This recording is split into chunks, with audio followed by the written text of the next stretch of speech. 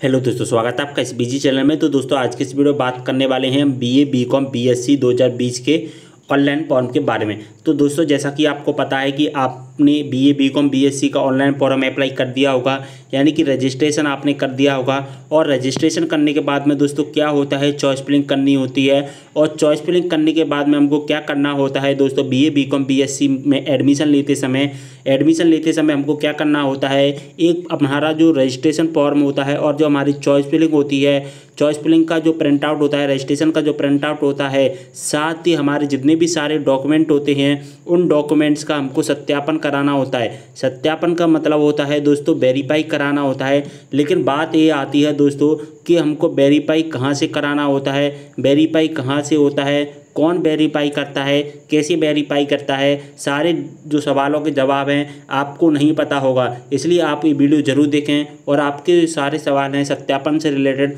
Verification से related सारे doubt, आपके जो वेरिफिकेशन से संबंधित सारे डाउट समाप्त हो जाएंगे। आप अपने सभी सवालों के जवाब जान सकते हैं। तो दोस्तों अगर आपने इंस्टाग्राम पर फॉलो नहीं किया तो इंस्टाग्राम पर फॉलो कर लेना है। इंस्टाग्राम का लिंक आपको डिस्क्रिप्शन में मिल जाएगा। आपके जो भी डाउट होते हैं आप इंस्टाग्राम पर मुझे मैसेज के द्वारा मुझसे पूछ सकते हैं। तो दोस्तों जैसा कि आप देख पा रहे हैं, ऑनलाइन एडमिशन 2020-21 कैंडिडेट रजिस्ट्रेशन, यहाँ पर आपको क्या होता है, कुछ प्रॉब्लम होती हैं। यहाँ पर आपके मन में क्वेश्चंस आता है, क्या दस्तावेजों का सत्यापन कराना अनिवार्य है। तो दोस्तों मैं आपको बता देना चाहता हूँ, आपका एक क्वेश्चन से सबसे ज़्यादा कमेंट बॉक्स में पूछा जा रहा है, क्या हमने रजिस्ट्रेशन करा लिया है, रजिस्ट्रेशन कराने के बाद हमने चॉइस फिलिंग करा ली है और चॉइस फिलिंग के बाद हमको क्या करना है दोस्तों। तो चॉइस फिलिंग के बाद आपको करना होता है आपके डॉक्यूमेंट के वेरिफिकेशन। और दोस्तों डॉक्यूमेंट वेरिफिकेशन कहाँ से होता है, क्या डॉक्यूमेंट का वेरिफिकेशन कराना ज़रूरी होता है। तो दोस्तों मैं आपको बता देना चाहता हूँ, ऐसे अभ्यर्थी, ऐसे कैंडिडेट, ऐसे छात्र, दोस्तों वीडियो को पूरा देखना है तभी आपको समझ में आएगा, बिना स्किप किए अगर आप स्किप कर दोगे तो कुछ भी समझ में नहीं आएगा। तो वीडियो को पूरा देखें और कुछ भी प्रॉब्लम आती है तो इंस्टाग्राम पर फॉलो कर लेना है। मैं आपकी हर एक प्रॉब्लम को सॉल्व करने की कोशिश करता हूँ। ऐसे छात्र जिनकी समस्त प्रविष्ट की गई जानकारी, यानी कि अगर ऐसे छात्र जिन्होंने सभी जानकारियां दे दी हैं और सभी जानकारियां देने के बाद में ऑनलाइन सत्यापित होने पर सत्यापन केंद्र पर जाकर सत्यापन कराना आवश्यक नहीं होगा। जहां पर आपको दोस्तों वेरीफाई और नॉट वेरीफाइड, दोस्तों सबसे ज़्यादा जो आपके फॉर्म में, जब आप फॉर्म में अप्लाई कर लेते हो तो यहाँ पर आपको दिखाई देता है नॉट वेरीफाइड का ऑप्शन दिखाई देता होगा और किसी किसी के फॉर्म में दोस्तों वेरीफाई का ऑप्शन भी दिखाई देता है। लेकिन दोस्तों अगर आपने, जैसे छात्र जिन्होंने अपनी जानकारी हैं वो रजिस्ट्रेशन फॉर्म भरा है और रजिस्ट्रेशन फॉर्म करने के बाद में आपके फॉर्म में अगर वेरीफाई शो कर रहा है तो आपको ऑनलाइन वेरीफाई शो कर रहा है तो आपको दोस्तों कॉलेज में वेरीफाई कराने की ज़रूरत नहीं है, यानी कि हेल्प सेंटर पर जाकर सत्यापन कराना आवश्यक नहीं होगा। लेकिन ऐसे छात्र, अन्य सभी आवेदक, ऐसे छात्र एवं विशेषतः ऐसे अभ्यर्थी जो किसी भी प्रकार के अधिभार की पात्रता रखते हैं वो सत्यापन केंद्र पर जाकर दस्तावेजों को सत्यापन कराना अनिवार्य होगा। यानी कि इसका क्या मतलब है, जिन छात्रों के, सीधी भाषा में बोला जाए, जिन छात्रों के ऑनलाइन फॉर्म में, रजिस्ट्रेशन फॉर्म में नॉट वेरीफाइड लिखकर आ रहा है दोस्तों, क्या लिखकर आ रहा है, नॉट वेरीफाइड लिखकर आ रहा है, उनको दस्तावेजों का सत्यापन कराना अनिवार्य होगा। देखिए दोस्तों यहाँ पर क्लियर लिखा गया है, उनको सत्यापन केंद्र पर जाकर अनिवार्य होगा। ओके, यहाँ पर समझ में आ गई हुई। दस्तावेजों के सत्यापन के अभाव में अभ्यर्थी ऑनलाइन प्रवेश प्रक्रिया में शामिल नहीं हो पाएगा।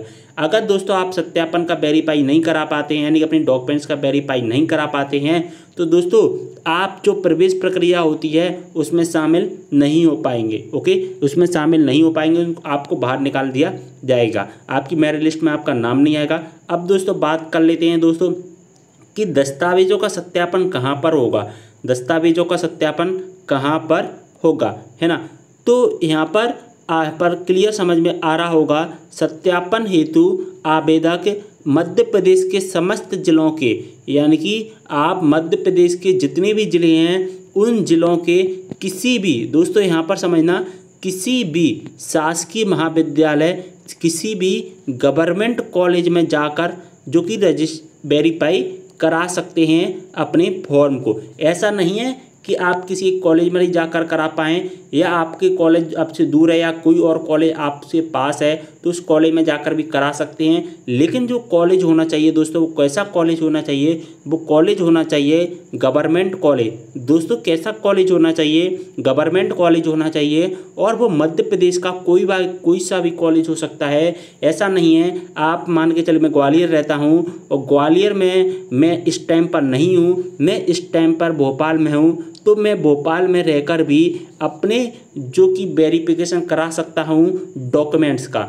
यानी कि बस कौन से स्कूल्स में कराऊंगा, कौन से कॉलेज में कराऊंगा, वो करा पाऊंगा मैं ओनली गवर्नमेंट कॉलेज में। यानी कि बस गवर्नमेंट कॉलेज होना चाहिए, आप दस्तावेजों का सत्यापन करा सकते हैं, यानी कि डॉक्यूमेंट्स का वेरिफिकेशन करा सकते हैं। लेकिन दोस्तों डॉक्यूमेंट का वेरिफिकेशन उन्हीं कैंडिडेट को कराना है जिनके रजिस्ट्रेशन फॉर्म में नॉट वेरीफाइड लिखकर आ रहा है। ओके दोस्तों, और अगर दोस्तों आप जो कि वेरिफिकेशन नहीं कराते हैं तो क्या होगा, आप वेरिफिकेशन नहीं करा पाएंगे तो आप ऑनलाइन प्रवेश प्रक्रिया से वंचित रह जाएंगे। यानी कि जो मेरिट लिस्ट आती है उस मेरिट लिस्ट में आपका नेम नहीं आएगा और आपकी जो साल है वो खराब हो जाएगी। ओके दोस्तों, तो यहाँ पर सारी जो डाउट हैं वो आपके समाप्त हो गए होंगे, अच्छे से समझ में आ गया होगा क्या डॉक्यूमेंट्स का वेरिफिकेशन कहाँ पर होगा, कैसे होगा, कौन करेगा, और अगर वेरिफिकेशन नहीं हुआ तो क्या होगा। ये सारे डाउट आपके समझ में आ गए होंगे।